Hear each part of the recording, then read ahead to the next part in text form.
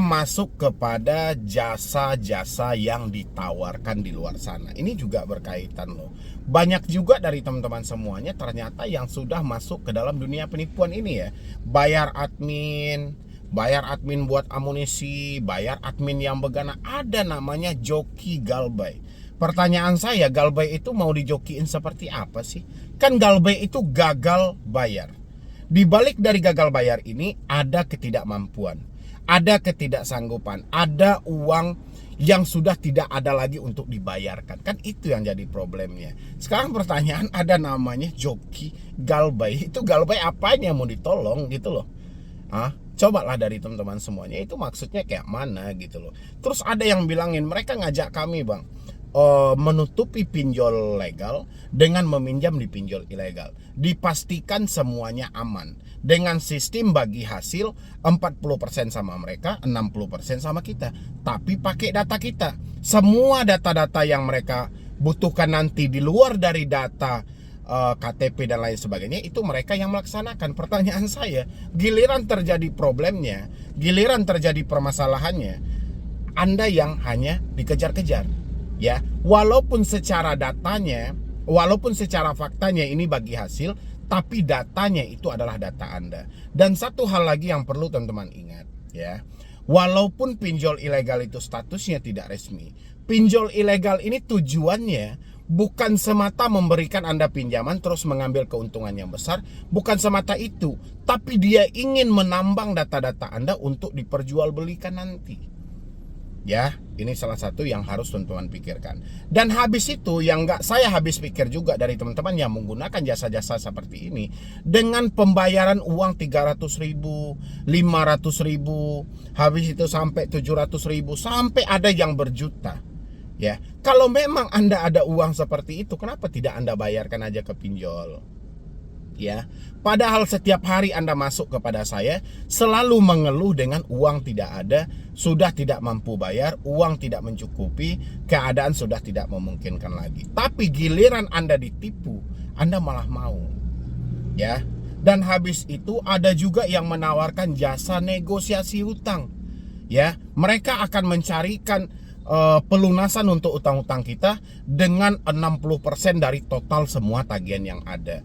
Kalau ada juga yang menyampaikan hanya bayar pokoknya saja. Sementara itu kita harus dibebankan uang di awal sebanyak 20% sampai 30%. Kalau seandainya hutang Anda 10 juta, yang akan Anda lunasi itu sebanyak 7 juta, terus Anda dibebankan dengan biaya sebanyak 30%, bukankah semua ini sama? Ya. 30% dari 10 juta, 3 juta. Hutang yang mau dilunasi kalau memang dibantu, katanya ya kan, katanya kalau memang mau dibantu, hutang yang mau dilunasi cukup 60%. 60% tambah 30% jadi 90%. Kan sama aja jatuhnya. Dan habis itu kalau Anda punya logika juga, di sini mereka mempunyai rentan waktu yang cukup panjang.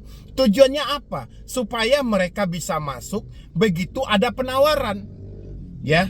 Tidak tuntas, hari ini Anda bayar, besok pagi Anda bisa bayar pokok, yang ada Anda malah ditipu. Ya, bang, ini mereka terdaftar bang di OJK, ini mereka bang resmi di OJK bang, ini mereka berbadan hukum bang. Pernah nggak OJK memberikan solusi untuk Anda yang mau negosiasi hutang pakai jasa ini? Pernah nggak OJK menyampaikan kalau Anda mau melunasi pinjol legal pakai jasa joki galbay? Ada seperti itu. Ya, justru OJK mengkonfirmasi di dalam akun resmi mereka bahaya menggunakan joki pinjol. Ya, bahaya menggunakan jasa-jasa negosiasi hutang. Selain biayanya yang sangat mahal dan mereka yang menjanjikan sama Anda sesuatu itu entahlah, kembali ke diri Anda aja gitu loh. Sudah banyak kasus-kasus yang seperti ini. Entah kenapa belakangan ini mulai mencuat kembali. Ini mulai viral kembali dan banyak yang meminati. Ya, gila nggak itu? Dia relain bayar sekian persen di awal, belum tentu hutang dia akan selesai. Ya kan? Hanya sebatas beri kami waktu 3 bulan, beri kami waktu 6 bulan, beri kami waktu 1 tahun. Ya akhirnya mereka hilang. Ya kan? Atau mereka menunggu sesuatu penawaran itu terjadi. Kenapa Anda tidak menunggu aja? Kenapa nggak Anda pelan-pelan kumpulkan uang aja? Nanti Anda negosiasi. Emang beda Anda dengan mereka apa? Cuman beda merek aja kan? Bahkan Anda yang lebih bagus karena Anda nasabahnya langsung. Kalau memang konteksnya seperti itu. Ini yang saya nggak habis pikir dari teman-teman semuanya. Rela-relaan. Habis-habisan terkadang kita komentari, kita sampaikan juga nggak mengerti sama sekali. Bahkan mereka lebih percaya, lebih suka mereka dibohongi daripada ini fakta yang sebenarnya. Bahkan ada kemarin itu yang curhat sama saya. Untuk dia diberikan satu solusi aja, ya dia diminta untuk ganti kartu, hapus WA, reset HP ke dalam pabrik, itu hadiah harus membayar sebanyak 300.000 hanya untuk dikasih arahan itu. Ya 300.000. Ya setelah dia bayar, dia diminta ganti nomor, hapus WA, hapus email, reset HP. Sementara saya menawarkan secara gratis. Ya, orang-orang tidak mengikuti, tapi begitu mereka sudah bayar, seakan-akan ini sudah berkualitas, padahal semuanya sama. Ini yang saya nggak habis pikir buat teman-teman semuanya. Saya tahu Anda yang masuk ke saya ini umumnya sudah dimiskinkan, sudah hancur-hancur, ya. Tapi kalau tujuan Anda di sini hanya mencari sebuah pembenaran di balik kebodohan yang ada, saya harap putar balik lagi logika Anda supaya Anda menemukan apa tujuan orang ini. Kalau sudah ada persen-persenan sejak awal, berarti ini kerja mereka, cuan mereka, sumber penghasilan mereka. Berarti Andalah objek untuk menghasilkan sesuatu itu. Ya, yang jelas buat teman-teman semuanya, tidak ada yang namanya joki-joki galbay. Galbay itu nggak perlu dijokiin.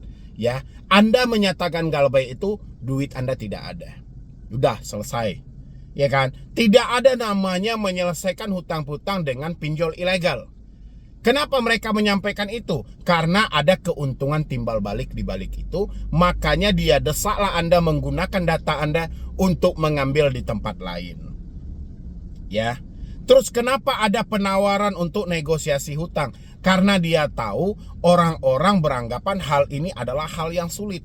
Sementara kalau Anda analisa, mereka juga menginginkan cuan sejak awal. Mereka menginginkan uang Anda sejak awal 30%. 25%, 20%. Pikirkanlah itu. Dan habis itu ada juga yang rela-rela mencari jasa-jasa untuk mencari penasehat hukum. Ini juga nggak penting buat teman-teman semuanya.